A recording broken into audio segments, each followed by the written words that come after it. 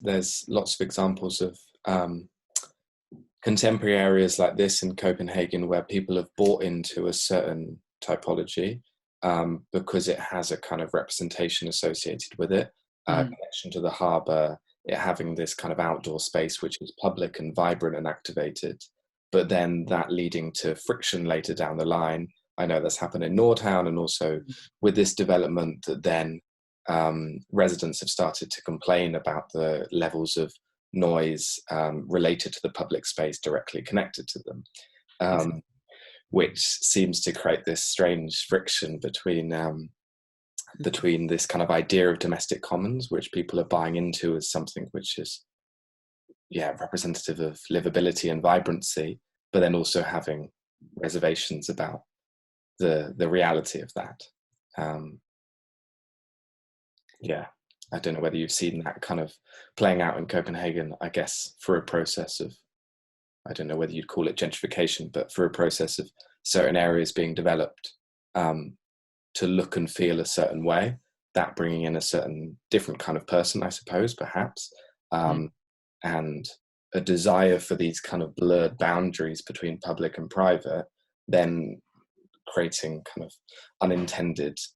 frictions. I think that's a really interesting sort of condition of where a lot of these sort of different thematics meet. So if we talk about the imaginary of the livable city and the kind of imagery attached to that of course, the post-industrial waterfront of the city reoccupied and kind of reprogrammed, that this becomes sort of the essential space that we see also in the monocle sort of visioning of the city or imaging of the city. We see this sort of notion of,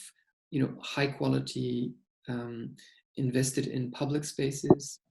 And then we see also the sort of relation of that to sort of very, very sort of expensive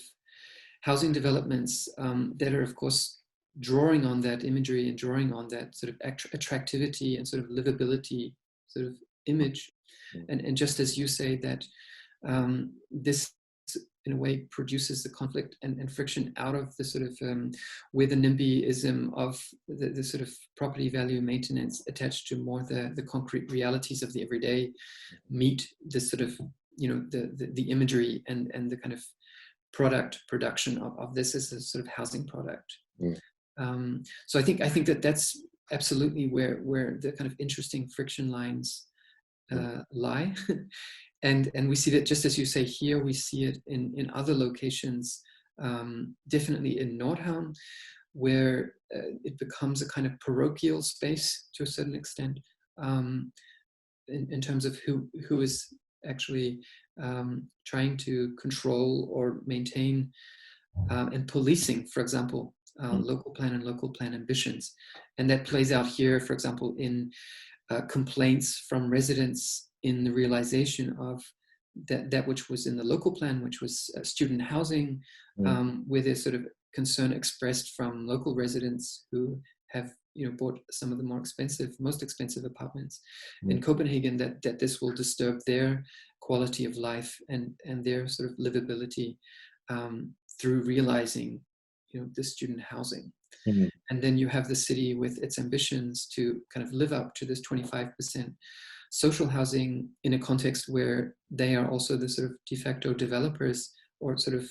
landowners through Birkhauser that they own, which is extremely leveraged in its debt against the cost of the infrastructure that's going on here. So they're sort of squeezed in a certain position themselves into maximizing return, yet having a kind of problem of actually realizing their goals for a so-called blended or mixed city within that. So there's sort of many contradictions in the strategy that plays across the different sort of entities that the state represents at the municipal level, that makes all of these sort of things that sort of increases these friction points, you could say. How do you think that plays out in, I guess, the kind of public common space in an area like this? This photo is quite telling in that it's kind of the representation of an enclave almost, in that it's it's surrounded by water on 3 sides and then a railway on the 4th side. It's a full development done from scratch, where it's predominantly housing built in a particular way by a particular developer, or and I guess then, if then society or the spread of the population that's going to move there is kind of predefined almost by the design of that place, then does that also play out in the design of the kind of public space around it? In that it also, it seems like it's then probably far easier to define the kind of person using that public common space when it's designed in such a way which is enclave-like, I suppose. Mm-hmm. Yeah. Yes, I guess, I mean, it points to maybe also this discussion about different audiences, in terms of audiences of these spaces, between the notion of residents, whether they are living in place or whether they are absent. Apartment owners, for example, that are holding these units as sort of investment objects, and those who are, let's say, part of the larger neighborhood, and then those who are coming to this area from larger parts of the city. And I think that same sort of discussion around these recent developments, which end up being very much addressing a kind of affluent audience, they meet the sort of conflict in the spaces between the semi-public and semi-private and public. That's sort of the friction line between those sort of different users, you could say. And I think that's a really interesting sort of discussion to have around how does one, let's say, address these different users, and how is one actually to understand the implications of the kind of mechanisms behind these sort of developments that in a way lead you to a certain outcome. And I think that's the same with what we just saw in Kreuzplatz, the example that you showed just before, but also here in Nordhavn, where I think that you can say at one level there are many qualities in this development. And I think that's partly related to the ambitions of the architects and planners behind the proposal, which was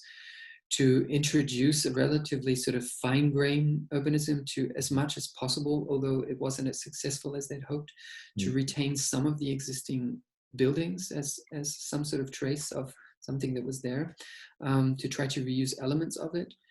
But I think that obviously with the whole logic of how Birkhausen is operating, based on its remit, it is forced to try to develop this as, with the greatest possible profit to pay back the metro.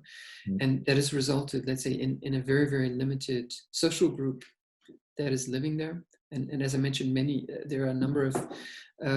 units which are actually not occupied. They're owned by distant owners. And that has a huge effect, let's say, on those semi-public and semi-private spaces. And as you say, of course, the friction lines where bigger audiences sort of interacting with those spaces becomes the point where local residents are, let's say, seeing that as quite problematic. Yeah. So somehow I guess that it's something to do with, and that's what I think is interesting about the topic that you're talking about, is that it's an interesting sort of platform to talk about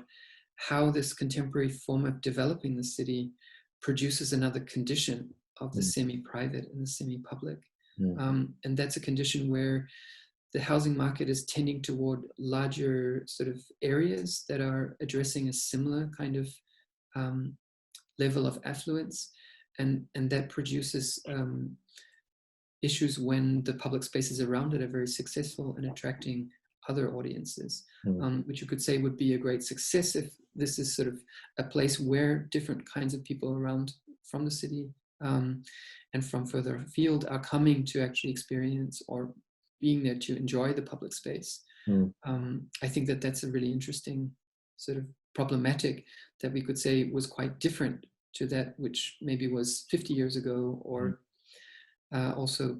90 years ago, for example.